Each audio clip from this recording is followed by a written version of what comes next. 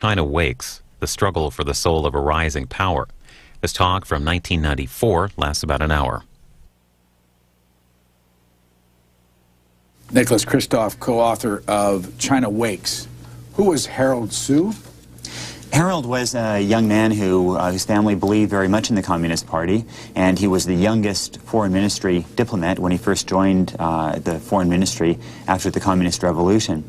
He became the English interpreter for Zhou Enlai and occasionally for Mao Zedong himself. He was a real star and somebody who would have risen, I think, perhaps all the way, perhaps to be foreign minister. Then he made the mistake on a trip to India with Foreign Minister Zhou Enlai of buying some shirts and going to a movie with foreign ministry funds, and he thought, well, I'll just pay them back. And then he also made the mistake of telling the Indian government Zhou Enlai's preferences for food and color to make Zhou Enlai's stay a little more comfortable. Well, the result was when he got back to Beijing, he was reported, he was sent off to prison for 10 years, his career destroyed, and after he was finally released from prison, he was sent off to a village in a remote part of China to work for 10 more years throughout much of the Cultural Revolution, and finally, in, I believe, 1978, China desperately needed English teachers, and here they had, somebody who had been one of the great English speakers in the country and an interpreter for Mao, and they found him in this remote village and brought him back. But I remember maybe the most poignant thing was when he was telling me the story, he talked about his mother and how he had begged the authorities not to tell his mother about his arrest and about his imprisonment. And at the very end, I thought back about her and I said, well, so did they tell your mother? And he said that they had. And I said, well, what happened? And he said that she was so horrified by his fall that she had committed suicide, and that his father had written him a note in prison to tell him about this. Now, how did you meet him? He was a friend of ours. This book is really about our friends in China, and to a great extent. And he was one of our friends in China, and somebody we became very close to. And and I always wondered, because if he had become foreign minister, this was a time when the foreign ministry was denouncing us, was calling us in for these struggle sessions with them, and I always wondered, if he had become foreign minister, would he be denouncing us as well? And that, now he's okay. He's living freely in Beijing, and in some ways I kind of figured that this whole brutal experience that he went through, in some sense, freed him. Now, you mentioned Zhou Enlai. Who was he? Zhou Enlai was the prime minister and foreign minister, and effectively the number 2 to Mao Zedong. And when did Harold Su work for him? Throughout essentially the mid-50s until his imprisonment in 1957. And you wrote this book with your wife, and you did each, a chapter, and then she did another chapter. How did you decide which chapters to write? We, part of it was that we wanted to preserve our own voices, and there were some things that I felt more passionate about, some things that Cheryl felt more passionate about. And part of it was simply arbitrary. And Cheryl, for example, was particularly interested in the plight of Chinese women, and she had her own experiences as a Chinese American woman, and so that was natural for her. I had been on Tiananmen Square when the troops opened fire, so a chapter about Tiananmen and history was more of a natural for me. You speak Chinese? I speak Chinese. Where'd you learn it? Mostly in Taiwan, but also just a function of living in China for 5 years and spending, just about every night with Chinese friends, gossiping about this, about that, about their likes and dislikes. Cheryl Wu Dun, where's the name come from? Oh, well, that's, I found that when I went to China on my first visit. I remember, I'm a third-generation Chinese American, and grew up in New York City and had no interest in going to the countryside. But Nicholas Kristof actually encouraged me to go. And I remember driving down that path. We were driving through the scattered rice paddies. It was a land away from what I had grown up in. And we got to this small little village at the edge of a at the edge of a little lake, and there I was standing in the village, and I must have been 2 feet taller than almost everybody else there. And the women there were all gray-haired, and the children were tiny, tiny little kids. And I thought, this is the village where my father's father was from. And I didn't think that I had any relatives there. I was sure I hadn't. I had nothing in common with these people. And as I talked and talked, and I told them who my grandfather was, they said, yes, yes, I am your distant cousin, a woman said as she sort of stepped forward. And I was shocked. She had a different last name, of course.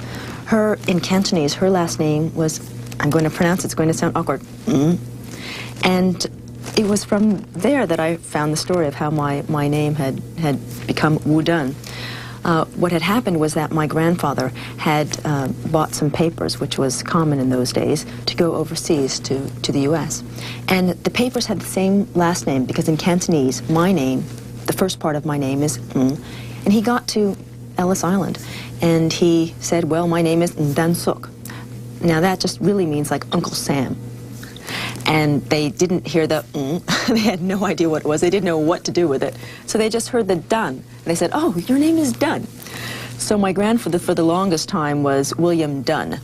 And finally, after getting all these phone calls, people calling up and saying, are you Dunn? And then hang up, he decided, well, he's going to take the Mandarin pronunciation of his name and call it Wu Dun.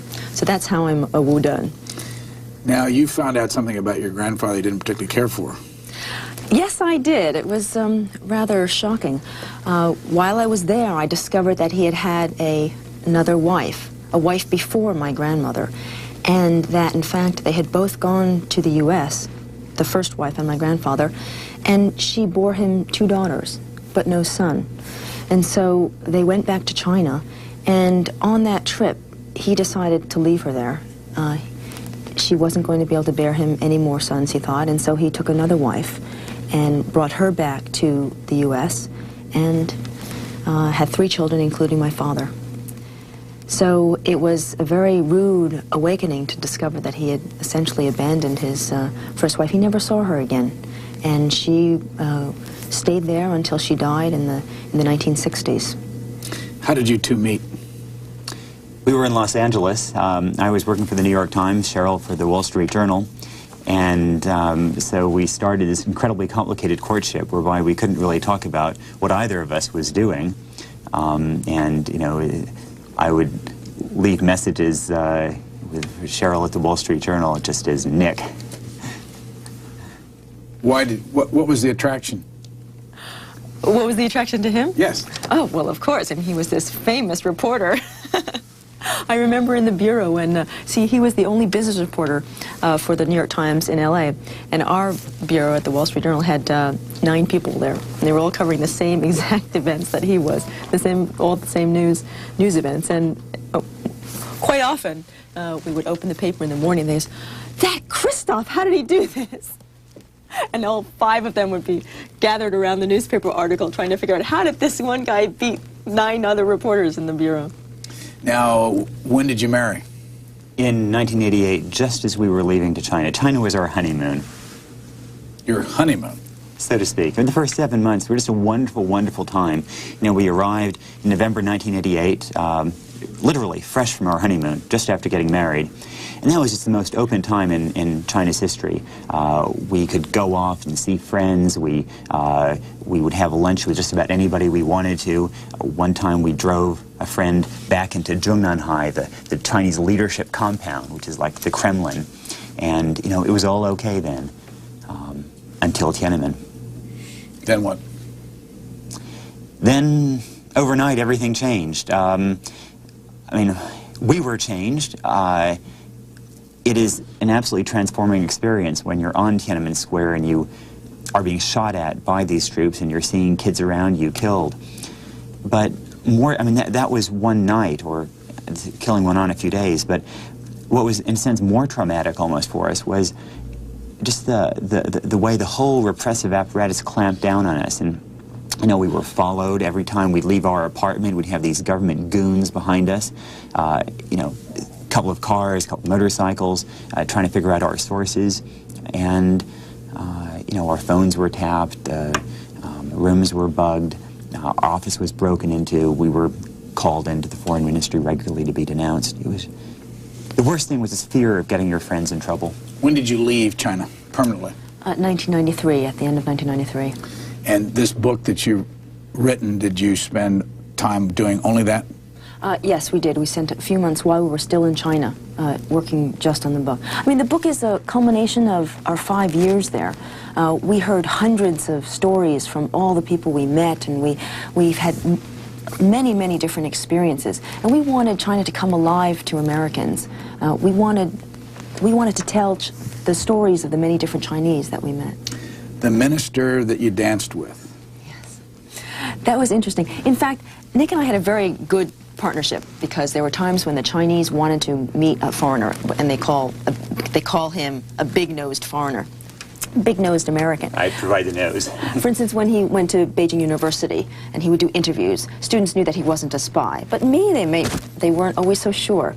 But there were other times when they didn't want to speak to a foreigner. They didn't want to get caught with a foreigner, and so I could slip into their homes and learn their secrets. I remember one time I was researching the topic of sexual harassment and the status of women, and I found myself at a dinner dance party, and a cabinet minister asked me to dance. He apparently thought that I was a local secretary or something, and as soon as we got out onto the dance floor, he tried to force himself upon me. I was shocked, but it gave me tremendous insight into the status of women, into how women are treated and how cabinet ministers look upon them as perks. Certainly a non-Chinese wouldn't have been able to have that kind of experience. What kind of an accent do you have? It's very interesting. The nice thing about China is that it's such a vast country that full of so many different dialects that if you're in the north, people will say, oh, you have a southern accent. If you're in the south, people say, oh, you have a western accent. It was very, very useful. You went on a trip once and as a tourist while you were a reporter. Why did you have to do that? Because if you're a reporter, then every time you leave Beijing and go somewhere else in China, you have to go through, officially, you have to go through the foreign ministry and get their permission. What that means is then, well, A, they may deny you the right to go, but secondly, even if they give you the right, they're going to meet you at the airport, take you to a hotel. Often they stay in the hotel room right next to yours. They book up every moment of your time, and they arrange all of your interviews. And it just really becomes a farce. You know, I remember once asking to interview some poor peasants, and you know, so I go to a poor part of China. They take me off into the countryside. There are about 10 officials trailing me, and we pull in. I knew there was a problem when this poor peasant, so to speak, lived in this huge courtyard. He had a motorcycle and a beautiful place. And so Cheryl and I increasingly decided that if we were going to convey the reality of China, we pretty much had to break the rules, and we had to go out into the countryside without these people following us, and so that's why we did it. But where did you go on this one particular trip? I remember reading you said you went down 11 flights of stairs from your apartment to elude the security people? Right. There were cameras in the elevators, and so I didn't want to tip them off, and of course that meant also I couldn't arrange any of the tickets on the telephone, which was bugged, or or in the apartment or in the office. But I got them separately, and then went down the stairs, hid as the car left the compound because there were cameras and guards at the gate of the compound where we were forced to live, and went off to the airport. And I went to Xinjiang on that trip. It's like a Muslim Tibet. It's the far northwest of China, and is a sort of a Turkish area where there had been an incipient rebellion, and the authorities had refused for years to let me go. So I went anyway. And they never figured it out? After I got back, and after they'd read the stories in the New York Times, they sure figured it out, and they called me in and complained vigorously. I argued that what I had done was legal because I said I had gone as a tourist, and once I was there, I decided that this was very interesting and that, therefore, I wanted to write about it. And so I said, well, it wasn't a reporting trip, it was a trip as a tourist, which by my definition was legal. They didn't see it that way. And did I gather that you've been to all 30 provinces? Right. How about you? Oh, not as many, but 18, 19, I don't remember. How often did you travel together? Never. Almost never. Never? Never. How come? One time we did travel to the to the seaside resort of Beidaihe. And that was because I found a political story to write about, and he found a travel story to write about him, but that was about it. But mainly the problem was that one of us was always on the Deng Xiaoping death watch in Beijing. You know, we were sent to Beijing to cover the post-Deng China, and we kept waiting for him to die. We didn't want to be both caught out in the provinces when he did die. Deng Xiaoping is, who is he? You want to know what his only formal title is? He is the honorary chairman of the Bridge Association, CARDS. So it really shouldn't matter what happens to the honorary chairman of the Bridge Association, right? You call him an emperor. He is, okay, of course. He is the emperor of China, and an emperor in China rules until he dies. So essentially, when Deng dies, I think it will have far-reaching change for China. We may not see it immediately. For instance, if he dies Monday, we may not see anything on Thursday. In the same way that Brezhnev's death laid the groundwork for some remarkable change in the Soviet Union, it wasn't immediate, but we saw what happened, evolved later on. How old is he in this picture that we just saw? That is in 1990, so he was 86. He's 90 this year. You went to his hometown? I went to his hometown. It was a very interesting trip. He has never been back. He left when he was about 16 years old and never turned back. Never been to his parents' grave? Never been to his parents' grave, which is very unusual in China because there's a certain holiday, a certain part of the year where they specifically go to the graves of their ancestors and sweep the graves. What does that say about him? What I think it says is that his relationship with his family, which was basically a middle-class family, the local landlords, it was a very tenuous one. He, I think, was partly embarrassed by the fact that he came from a nice, fairly wealthy background. And here he was, a revolutionary, a communist. And it must have been very difficult for him to reconcile that. And he probably was very, very busy. What are you all doing now? We're studying Japanese now. The New York Times is going to send us to Tokyo to be correspondents there, also as a couple, the beginning of next year. How often does the New York Times allow couples to do this? It's becoming more common. There are now a few couples. There's also a couple in Moscow, for example, and there have been a few here and there. And how did you get to report? How did you get to the New York Times after you'd been at the Wall Street Journal? Oh, I got married. Basically, I had had internships throughout the country, and then I went to Hong Kong, but I got married, and then Nick was sent to Beijing, and I started stringing for the New York Times, and then just strung my way onto the Times. At some point, you said that Abe Rosenthal told you to forget everything you'd ever read or heard about China before, and he used to be the executive editor of the New York Times. What was the point? The point was not to be intimidated by the fact that everybody else had been writing about China for years and knew a lot about it. He just had to go there and, you know, see what you see and smell what you smell and just write about that tableau out there. And I think it was great advice. When you went back to your home, where your ancestors were from, what did you see? I mean, talk about it in terms of what we have in our lives here in this country. I see. Well, the village that I saw in my father's village is very, very backward. Even though it's in the southern part of China, I was just devastated at how poor the huts were. They were made out of brick and stones put together, and sometimes they were painted yellow or gray. And we have a map here, and we're going to show that you have at the front of the book. And I want you to show me, if you can, where your home is on this map. Okay, well, it's in right here. That dot. So it says Taishan. And how did you get there?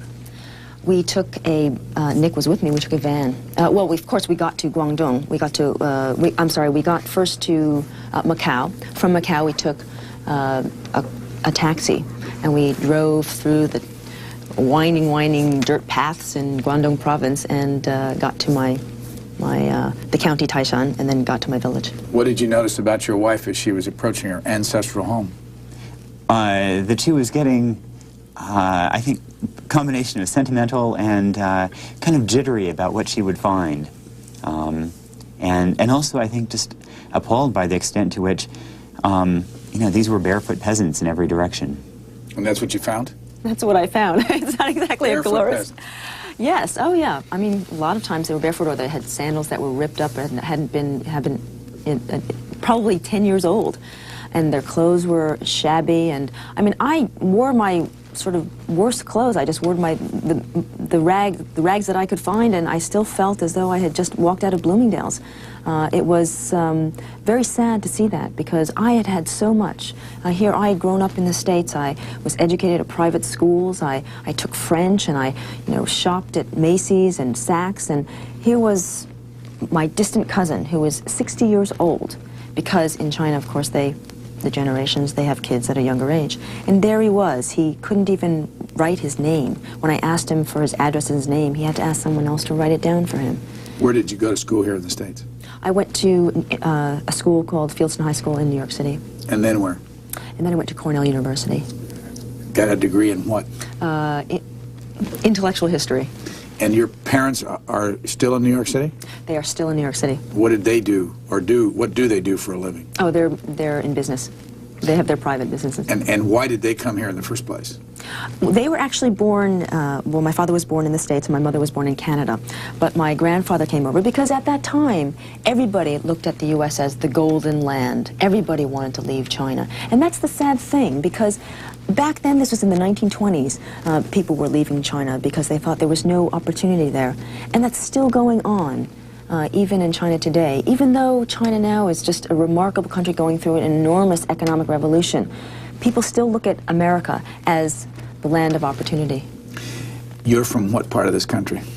I'm a farm boy from Oregon, town of Yamhill, Oregon, population 600, and I'm 4 miles away from that. And where did you go to college? Harvard.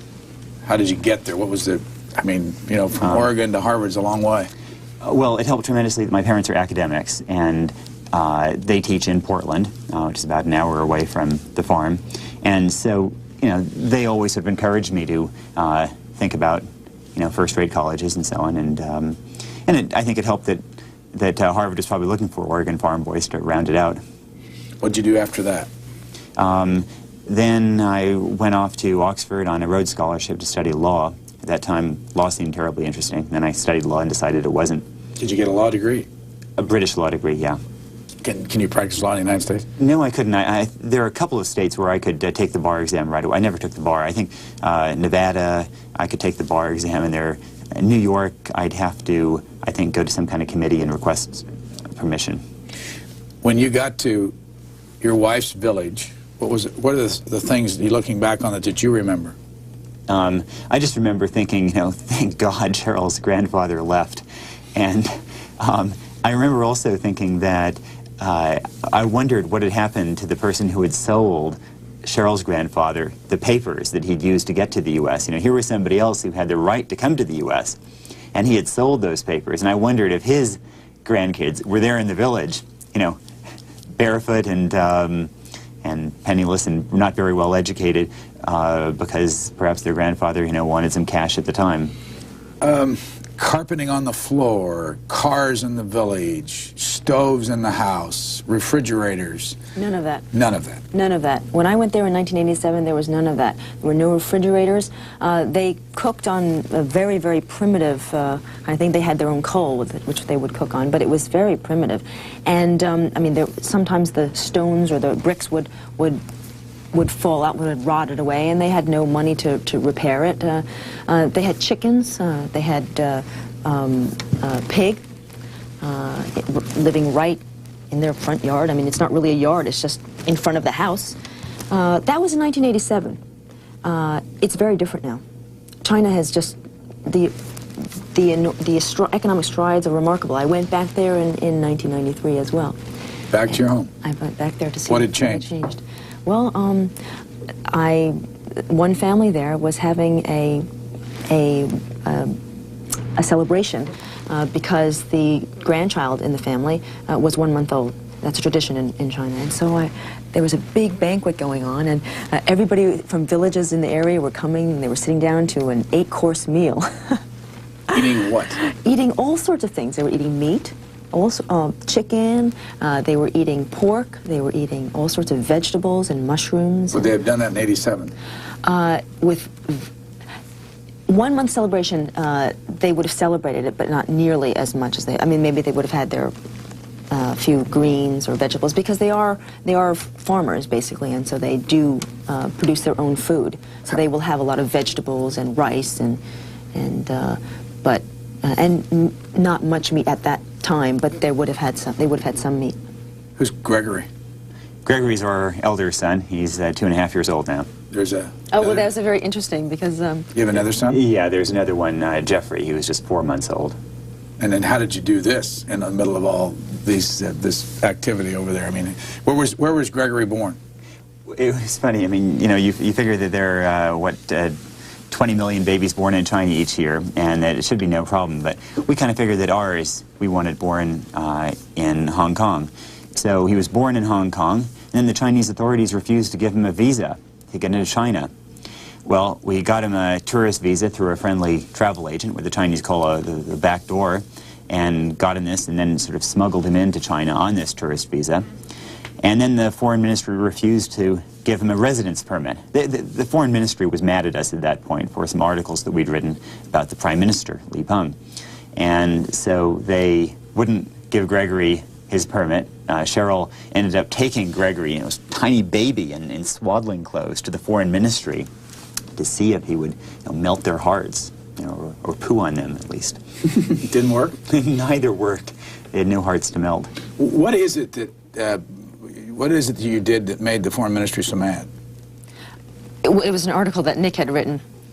But I think beyond that, it was one particular article about Li Peng, and then Li Peng... Who is he? The prime minister, hardliner of China, somebody who had played a major role in the Tiananmen crackdown, somebody who comes across as arrogant, as unfriendly, extremely unpalatable politician. Who misreads words every once in a while. The Chinese always laugh when he's reading a speech, and he hasn't memorized it, of course, but he's got the text in front of him, and he misreads a character, and they all laugh. He's in this picture right there on the left? No, that's the President, Jiang Zemin. Oh, I'm sorry. I got the wrong picture. How does he become prime minister?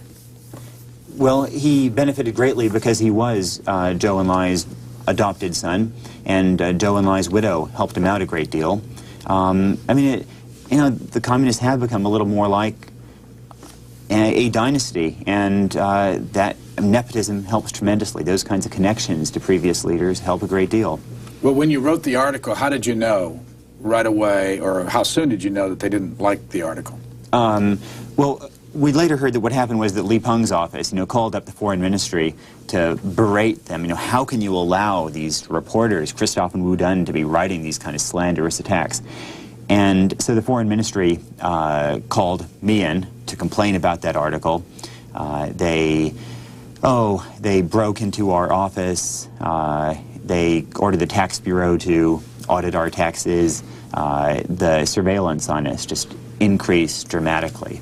So, you know, we would have even more people tailing us whenever we went out. It showed up pretty quickly. Speaking of your son, you wanted your son to be delivered in Hong Kong. How come? I had visited a number of hospitals in Beijing just to check this out. I was also writing a story about the issue, and so I thought I would take an opportunity to look at the maternity wards.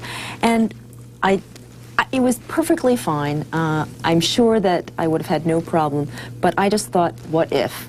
What if I needed sort of immediate surgery or something like that? I just didn't want to have surgery in China. How come? Because I just didn't like there was a risk that I didn't want to take. And it was my first child. I had not been through this experience before. I was a jittery, expectant mother. I thought Hong Kong was the better way to go. And I had a lot of other reporters had done the same thing. They'd gone down to Hong Kong, and so there was a tradition of people based in Beijing going down to Hong Kong to have their babies. How do you think the Chinese like your book? We've had a very good response from ordinary Chinese, you know, from friends. I don't know how officials will like it. I mean, we come to very optimistic conclusions, but we also go through a lot of the Communist Party's dirty laundry. We have every reason to be down on China. When we were there, when we just got there, kids were killed on Tiananmen Square. My husband was shot at. My son was effectively banned. We have friends who were thrown in prison and they're still there. But despite all that, we think that the most important thing going on in China today is this economic revolution, and it's probably the most important thing going on in the world today. How can you explain more about the economic revolution? How does it manifest itself? Well, one way of looking at it is that the U.S. has been the biggest economy in the world for the last 100 years or so, ever since we took over from Great Britain. And now China is poised to take over that role, to surpass the U.S. as the world's biggest economy sometime in the next 5 decades. And, you know, I think that's one index of China's growing importance. You can also look at the fact that China has the world's biggest army, the world's fastest growing military budget. In sports, you know, Chinese women distance runners just came out of nowhere last year to redefine our understanding of human potential. I think in a broad range of areas, we're seeing the consequences of this, you know, of the 15 years of extraordinary economic growth in China. What did you see change from 87 to 93? Oh, I remember when we first went in 87 and we were interviewing rich peasants. These are officially chosen rich peasants. Of course, they would want us to see the best. They were making the average or equivalent of $100 US, $200 US a month. Now, in 1993, Nick actually met someone who has a furniture business. He's a peasant as well, and he has got a 10-story building that overlooks the rice paddies, and his assets are worth $40 million US. And I know someone who went into the real estate business and in 2 years has accumulated an empire worth $100 million. You tell the story in here of an Italian-Chinese deal. Right. That turned on something familiar. Yeah. Yeah, I mean, I suppose it should be kind of a cautionary tale for American businesses because it shows the way things can take a strange turn. This was a Italian company that was working out a joint venture in Hunan province to make syringes, and a Italian bank had arranged to make an $18 million loan to finance the venture. Now, as part of that, they agreed to send the Chinese managing director and his assistants to Rome for the signing. And the Chinese company also insisted on sending the managing director's beautiful assistant, you know, who had no clear responsibilities. But the Italian firm, the Italian bank, agreed. It's sort of common in China with joint ventures that the foreign company will pay an extra, say, $100,000 in costs to send the Chinese abroad, and then they get an extra $200,000 in pricing on the deal. So in this case, the Italian bank paid for several people from the Chinese company to go to, you know, the established Italian business centers like Venice and Florence, and they ended up in Rome, and the date of the signing came for the deal, and the Chinese managing director just refused to sign. And, you know, he didn't explain why, and the Italians are all in a tizzy. And they keep probing, and well, finally they figure out what the problem is. The Chinese managing director wants this beautiful assistant of his to spend the night with him, and she's refusing. And he's blackmailing her by saying that he's not going to sign the loan agreement, and they're not going to be able to return to China unless she yields. Well, the Italians get wind of this, and, you know, they see a stalemate that could go on for months. Meanwhile, they're paying all the hotel bills. They began to get kind of nervous. They were suggesting that, you know, maybe they could supply some professionals for this this man, and no, he was adamant. He just wanted his assistant. Well, it ended because finally the Italians reminded the guy that if he went ahead with the deal, they were going to give him a $140,000 cash payment directly to him under the table.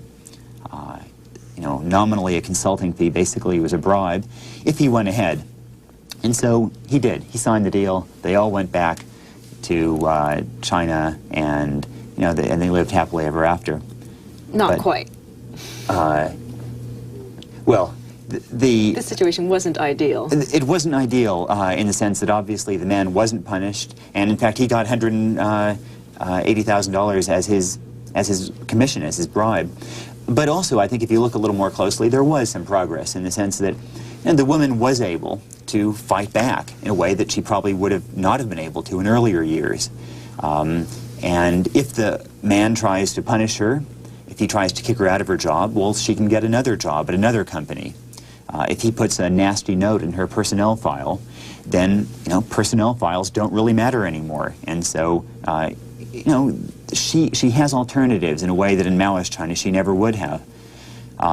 She got compensation for pain and suffering from the foreign side. This is China. But that's China. I mean, there's evil, there's corruption, there's scandal, but there is progress. At the end of your book, you write about the last dinner. Would you tell us that story? Oh, yes. After 5 years, oh, well, for us, 5 years, but every correspondent, before they leave, they have a dinner with the Foreign Ministry in which they basically receive a nice plaque of the Great Wall and shake hands and smile a lot and take a very buoyant message about China back to the U.S. So we had our meal at the same time. There was our handler, Mr. Zhao, and another woman who he brought with him. And we were sitting at the table, and we were all smiles and talking about very light conversation. And he all of a sudden brings up the fact that, Mr. Christoph, you went to Xinjiang province without approval. Well, this is where we got scolded for Nix having gone on a tourist trip and writing about it. And then he proceeded... Are you speaking Chinese at this time? Oh, yes. Yeah, we were speaking in Chinese. And then he started berating us for how we have damaged Sino-U.S. relations, and it was all... I mean, I just stopped eating the shrimps. I just didn't feel like eating anything. And the poor woman was embarrassed. She just looked straight down at her table, refused to look at either of us or even Mr. Zhao, and just, you know, just kept eating as though nothing was going on. She just clearly had tuned out. And he just kept going on, and we were just horrified. And we thought, well, let's just smile and, you know, swallow our food and switch to English, because we thought that maybe if we started speaking in English, he would feel a little bit awkward and wouldn't be able to criticize us so much. We did that a little bit, and then the dinner was over and we just sort of ran away, and it was really a mistake on their part. I mean, the Chinese government always seems to put its worst foot forward.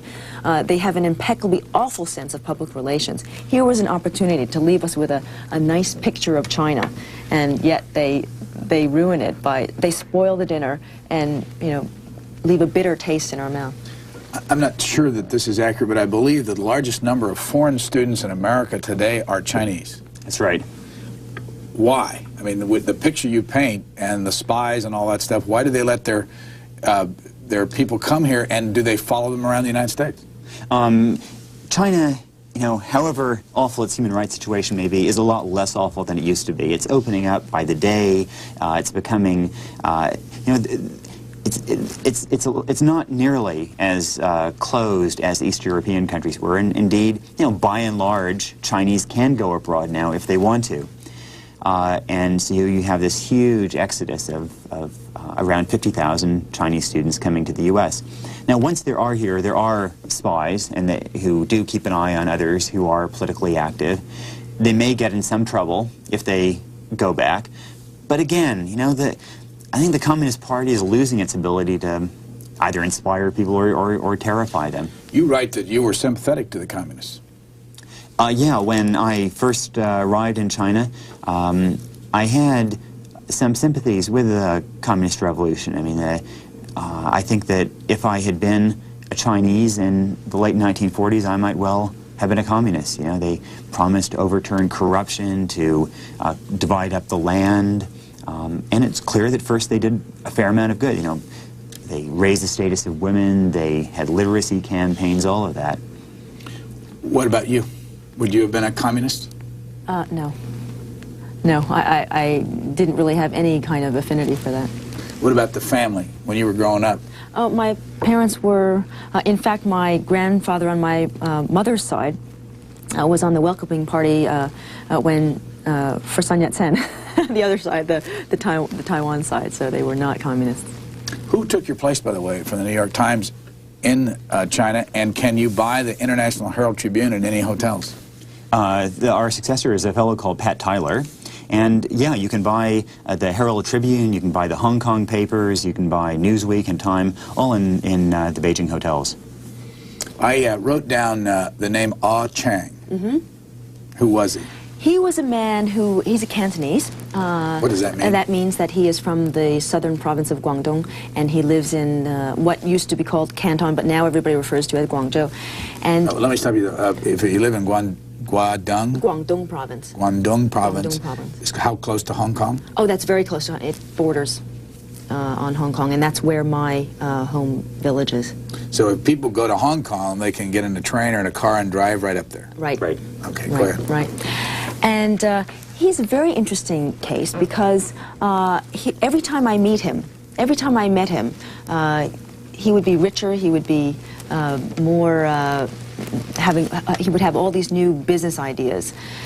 He was a man who was not very pro-democratic. He really cared mostly about coming up, making money, and helping his sisters, helping his family along. But around the time of the Tiananmen Square massacre, after the massacre, he saw his opportunity. He saw that now, if he could just claim himself a student or someone who had supported the movement and get overseas and claim asylum in the U.S., then he wouldn't have to go back to China. So he bought a passport, fake passport, and that got him to the U.S. What did it cost him? $40,000 US. He had that much money then. But when he got there, he turned himself in. And he turned himself in because he couldn't live with, he was afraid that he would be caught with a fake passport, even though he had gotten as far as he had. Where did he go?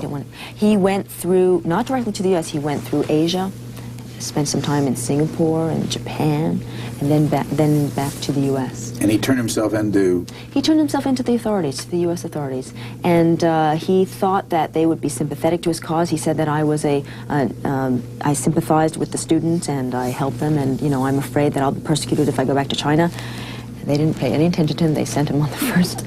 They sent him back to China, and he was fined a lot when he got back to China, and he had nothing with him. He had lost all the money that he had invested in this venture, and he had to start from scratch. Luckily, he was not thrown in prison, because we know other people who have been thrown into prison. But he started from scratch, built up another restaurant business, and he was really lucky. He found a great spot, and so one day, foreign investors came up to him and said, "We want this spot, and we'll pay you another $40,000. We'll pay you $40,000 for the spot." He took it.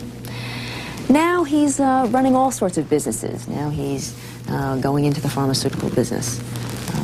He's smuggling dogs into China, which in China it's rather unusual because Chinese are used to eating dog, not having them as pets. He's smuggling them into China as pets. And he says, I'm doing something good for China. I'm trying to tell Chinese people that dogs are nice things as pets, not as food. Speaking of eating dogs, you have a whole section on cannibalism, eating humans. What's that about? That, I suppose, is a reminder that, however awful things are, they used to be a lot more awful. In the Cultural Revolution, when China was all falling apart, in Guangxi, which is in the south of China, in the far south, there were several counties where brutality was as great as anywhere. And we got a hold of some documents. These were secret Communist Party documents that a Chinese writer had given us.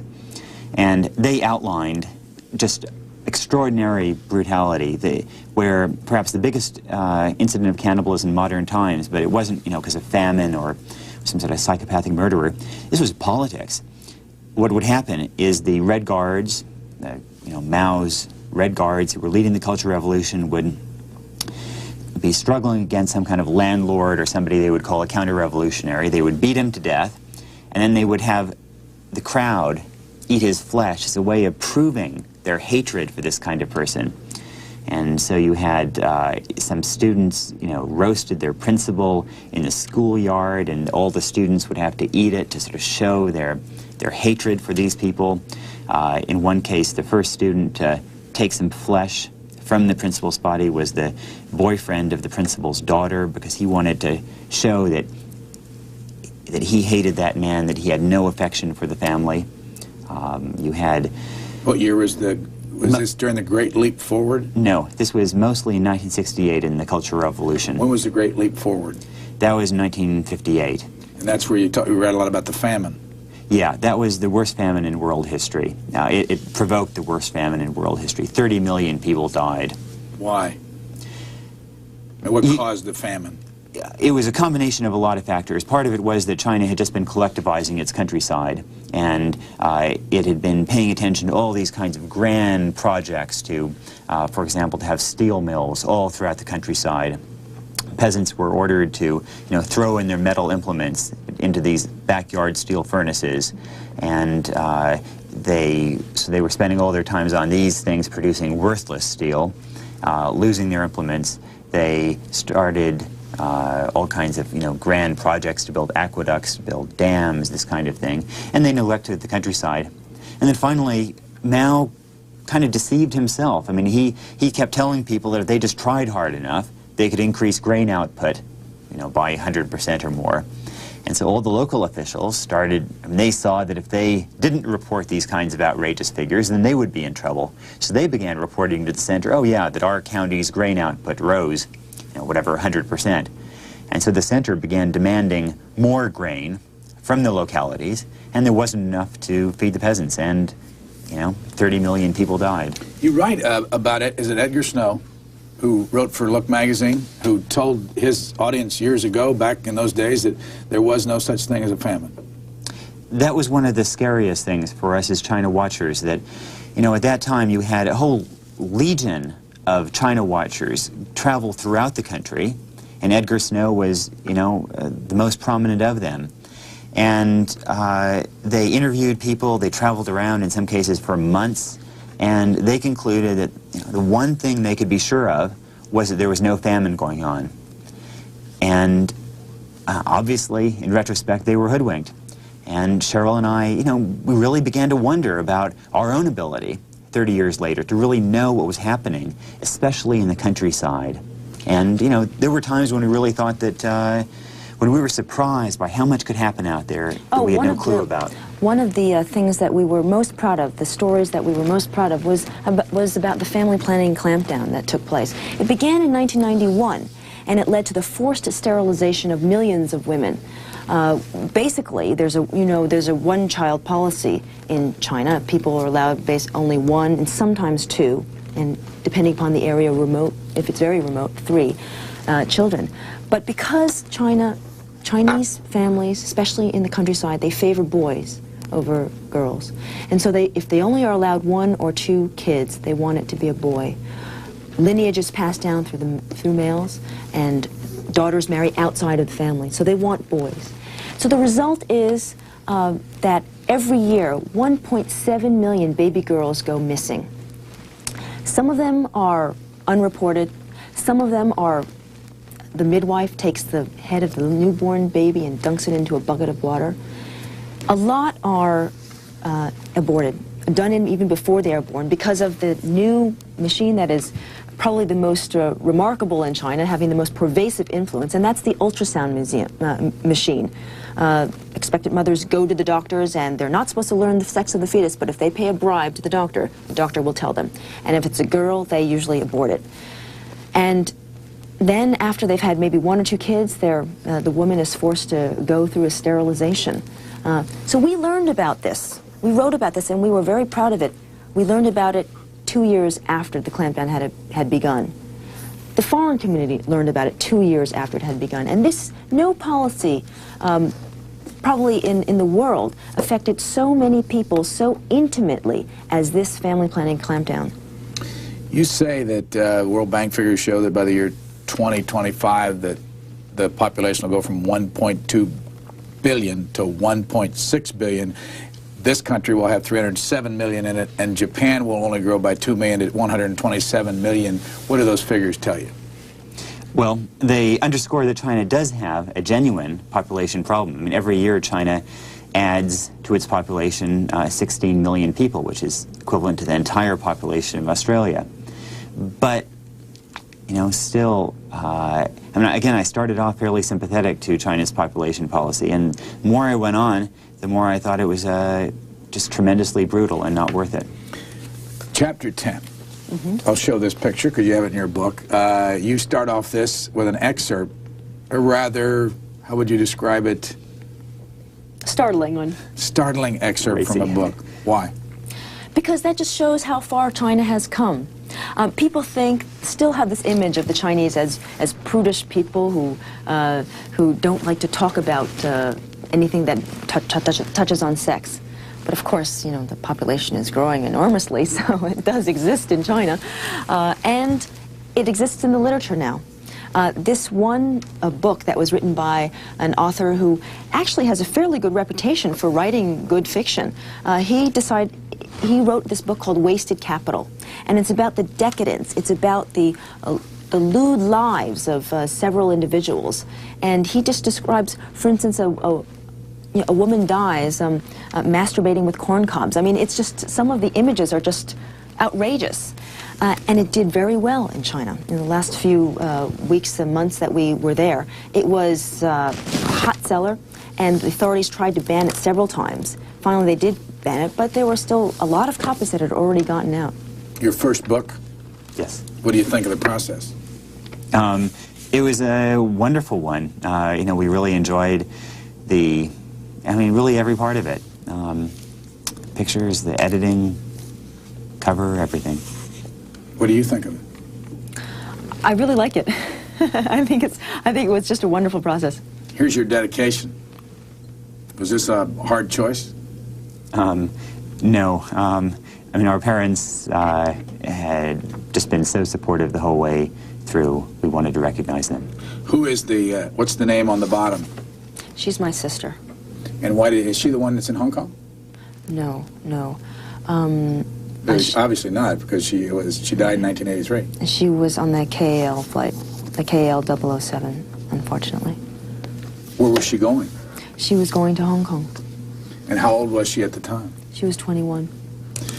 You did reference, though, in the book that you have a sister in Hong Kong. How many children in the family? 4. What about Hong Kong? What did you learn about 1997 when it reverts to control of the Chinese? We love Hong Kong so much, and we have great hopes for it, but you know, the standard argument about why the Chinese aren't going to hurt it is, you know, they don't want to kill the goose that lays the golden egg. And I remember when Chris Patton, who's the British, the Briton who went there to be governor of Hong Kong, when he arrived, the Hong Kong officials were telling him, you know, you can relax, we're not going to hurt Hong Kong, you know, we don't want to kill the goose that lays the golden egg. And his reply was, the only reason that expression came into existence is because history is littered with the carcasses of dead geese, which is a useful reminder. Still, my bet is that it's going to, despite some troubles, still do pretty well. I mean, already it's striking that Hong Kong is really, in many ways, taking over southern China rather than the other way around. You can get Hong Kong radio in the southern part of China. You can get Hong Kong radio. You can watch Hong Kong television. You can see Hong Kong movies. Who's taking over who is really a question. Will they be able to stop the satellite television in China? Probably not. They can make announcements, they can crack down on one particular city or one particular neighborhood, but they're really losing their ability to control things more broadly. The information revolution has come to China. How does someone get a satellite dish? Oh, well, you can go to a store and buy it. Then they enforce this, they try to enforce this new regulation where you couldn't buy satellite dishes, but you could still get them. You quote Alex de Tocqueville, you bring up James Madison in this book, and you talk about the civil society. What's the point? The point is that China right now, although it doesn't have Jeffersonian democracy, there is a movement there. There is progress. Nick talked about cannibalism. There is no longer that kind of cannibalism there. But people are getting a larger stake in the system. We have people now who are interested in listening to talk radio. I mean, talk radio is something from the West. It's through talk radio, people are discussing problems of romance. They're talking about the garbage collection, the filthy garbage that's all over the street. Why doesn't someone clean up? They're complaining delicately about officials. about their local officials, people who have done them wrong. There's a new law, administrative law, that allows people to sue government bureaucracies. Tiny, tiny little changes, but they are steps toward a more freer, a more richer society. Next stop, Japan. Why do you want to do that? We're captivated by the changes taking place in Asia, and we think that that will be another vantage point to view this from, and also another way of looking at the various debates in this country, whether it's healthcare or crime. I think that Japan will offer some interesting and illuminating lessons for us. You're learning Japanese? Yes. Is it hard? Yes. How are you being taught? Where? Right now, we're mostly on the farm in Oregon, and we have teachers coming to the farm, and so every day, 5 hours a day, we just go through the Japanese lessons. When do you report in Japan? Oh, at the end of the year. And what are you looking forward to? What's the first thing you want to go find out about? I suppose crime. I mean, I'm really curious about what it is about Japan that's responsible for its very low crime rates, and is it the way the police are organized, or the gun control? I think that's going to be interesting. How do you think you'll be received in Japan versus how you've been received in the United States over, being a Chinese, Asian Oh, parents? I think it will be very interesting. The status of women in Japan, of course, is even worse than it is in China. And in China, it's still pretty bad. I mean, in China for thousands of years, women have been thought of as nothing more than walking wombs. And even my grandmother, she had her feet bound and always walked very awkwardly.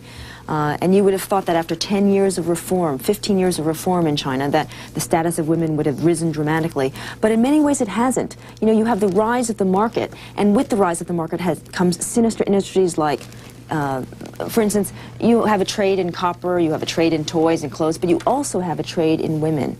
You have the trade in wives. Businessmen and women, they go to villages in the countryside and they recruit these uneducated peasant women with the promise of better jobs and higher pay, and they transport them to other areas, remote areas of the country, where they don't know the local dialect. And in China, if you don't speak the local dialect, you basically cannot communicate. And they sell them to uncouth peasants, and I know of one story where a woman, she tried to escape, and the peasant blinded her. He gouged out her eyes. I mean, that kind of stuff goes on in China. We're out of time. This is the cover of the book, The Struggle for the Soul of a Rising Power. China Wakes, authors Nicholas Kristof and his wife, Cheryl Wu Dun. Thank you very much for joining us. Thank you. Thank you. Nicholas D. Kristof and Cheryl Wu Dun, husband and wife, were awarded the Pulitzer Prize in 1990 for their reporting on the Tiananmen democracy movement in China and its suppression. China Wakes is published by Vintage Books, an imprint of Random House. Visit randomhouse.com for more information.